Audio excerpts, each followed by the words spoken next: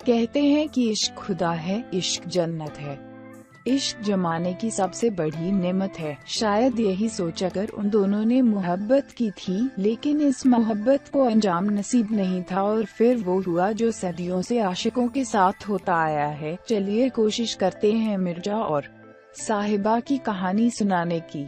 उस दौर, उस मंजर और उस दर्द का बयां करने की जो मिर्जा और साहिबा की रगों में इश्क बनकर दौड़ता था। एक बात उन दिनों से भी बहुत पहले की है, जब पंजाब दो टुकड़ों में बंटा नहीं था। पंजाब की उपजाऊ जमीन पर ही उपजी थी इश्क की ये दास्तान। तो मिर्जा और साहिबा को पढ़ते वक्त ही प्यार हो गया था। दोनों को एक मौलवी साहब पढ़ाते थे, जब तक मौलवी साहब उनकी आँखों को पढ़ पाते।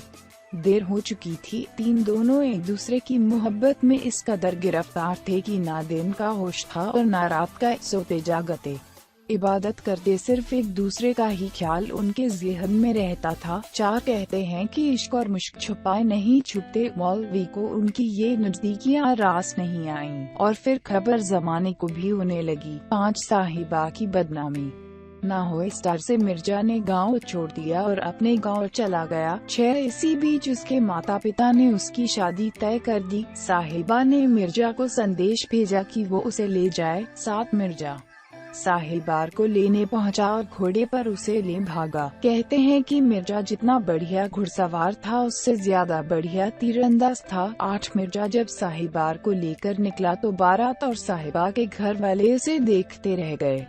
कोई उसे ना तो रोक पाया और ना ही पकड़ पाया। 9 रास्ते में मिर्जा की मुठभेड़ एक पुराने दुश्मन से हुई। फिरोज कहते हैं कि उसने फिरोज को मार दिया और इस खून खराबे को देखकर साहिबा डर गई। 10 साहिबा जानती थी उसके परिवार के लोग और उसके भाई उसे तलाश कर रहे होंगे। वो नहीं चाहती थी कि खून खराबा हो। साहिबा नहीं चाहती थी कि मिर्जा के हाथ उसके परिवार के खून से रंगे जाएं। 11 साहिबा ने मिर्जा से निकल चलने को कहा, लेकिन मिर्जा को अपने तीर कमन पर अभिमान था। उसने भागने से इनकार कर दिया और एक पहाड़ी पर चढ़ साहिबा के भाइयों का इंतजार करने लगा। रात होने लगी तो मिर्जा की आंख लग गई। 12 साहिबा मिर्जा से अनुनय विनय करती रही,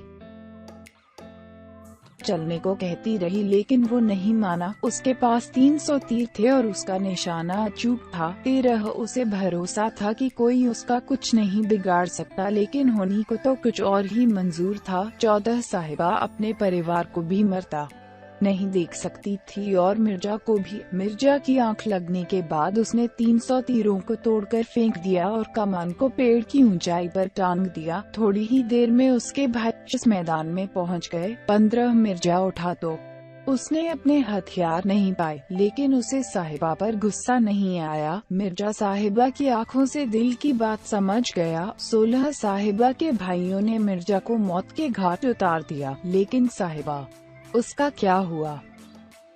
17 एक कहानी में साहिबा मर जाती है। वह अपने भाइयों को रोकने के लिए मिर्जा के सामने खड़ी हो जाती है, लेकिन उनके तीर दोनों को चीर देते हैं। 18 एक दूसरी कहानी भी है जिसमें मिर्जा साहिबा को जिंदा रहने के लिए कहता है और फिर साहिबा जिंदा रहती है। कौन सा अंत सच है नहीं पता, लेकिन ये कहानी जितनी पुरानी है उतनी है दर्द से भरी भी है। मिर्जा और साहिबा की ये अमर प्रेम कहानी पंजाब के लोक गीतों में अक्सर सुनने को मिल जाती है।